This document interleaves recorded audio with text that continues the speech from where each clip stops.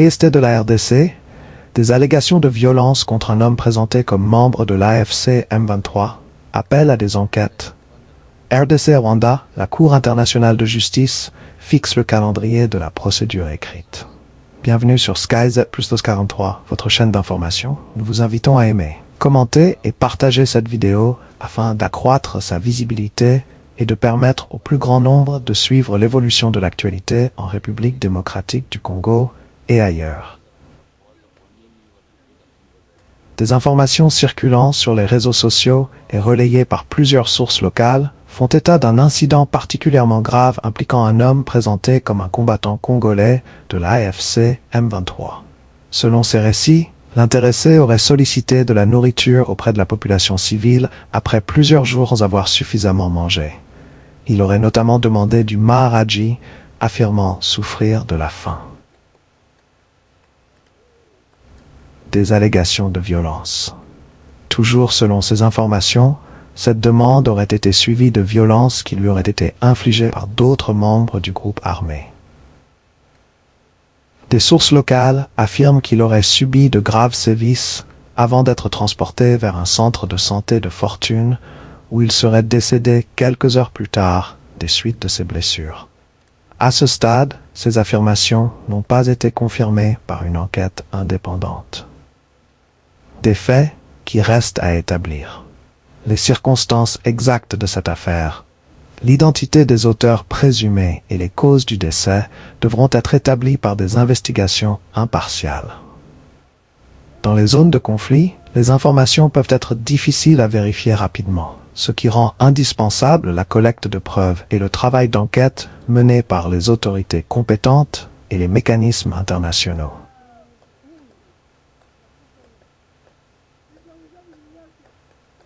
Si de tels faits étaient établis, ils pourraient relever de violations graves du droit international humanitaire et des droits humains.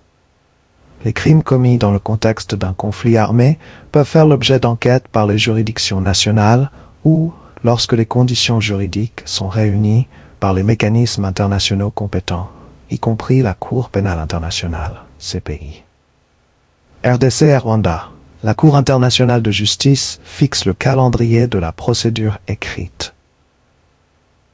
La Cour internationale de justice a franchi une nouvelle étape dans la procédure opposant la République démocratique du Congo au Rwanda en fixant le calendrier officiel de la phase écrite de l'affaire. Cette décision marque le lancement concret de l'examen judiciaire du différend porté devant la plus haute juridiction des Nations Unies, chargée de trancher les litiges entre États. Le calendrier fixé par la Cour. Selon la décision de la CIJ, la République démocratique du Congo devra déposer son mémoire au plus tard le 4 octobre 2027. Ce document constituera la présentation détaillée des arguments juridiques, des faits, des éléments de preuve et des fondements sur lesquels Kinshasa appuie ses demandes devant la Cour.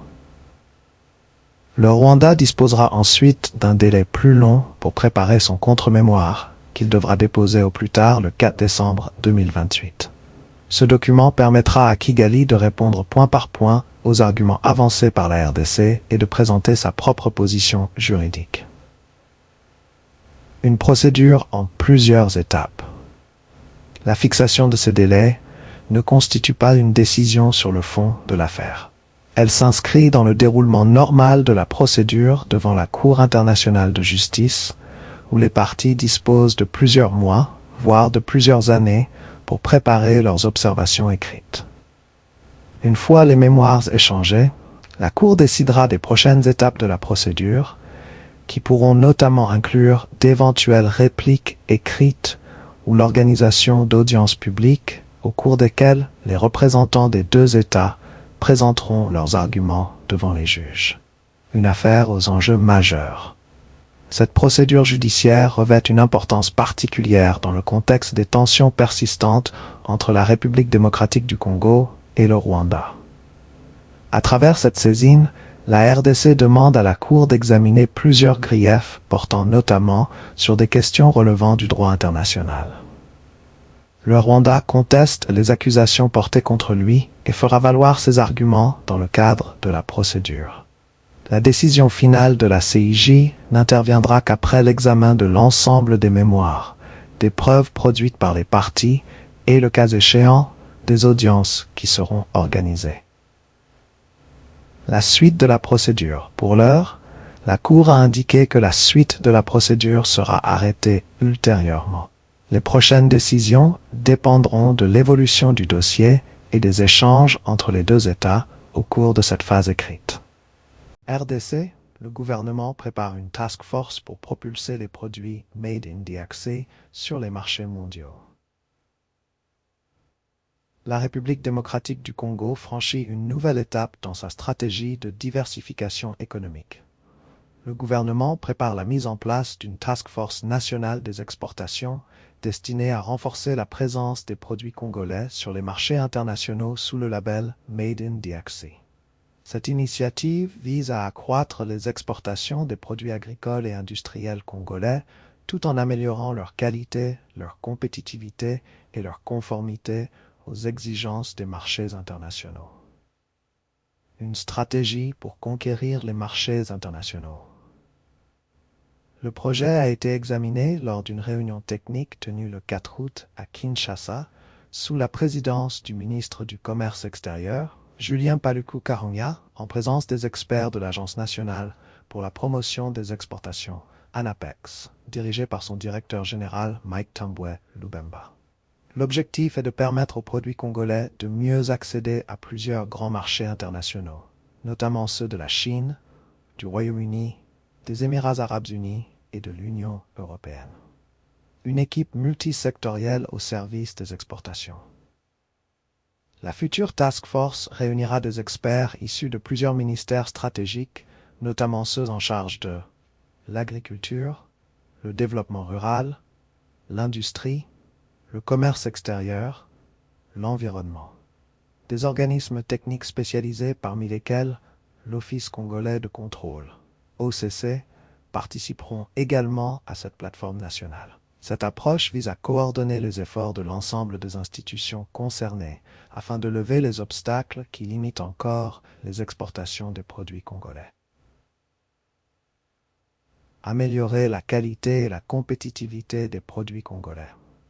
L'une des principales missions de cette task force sera de renforcer la qualité des produits destinés à l'exportation, les systèmes de certification, la traçabilité des chaînes de production, la conformité aux normes internationales, la compétitivité des entreprises congolaises.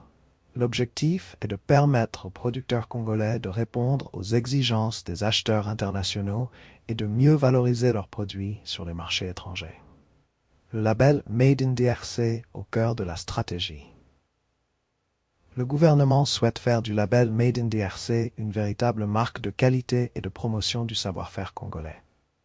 Parmi les produits concernés figurent notamment le café, le cacao, l'huile de palme, le piment, le soja, le sésame, le caoutchouc, le bois transformé, ainsi que plusieurs autres produits agricoles et industriels fabriqués en République démocratique du Congo.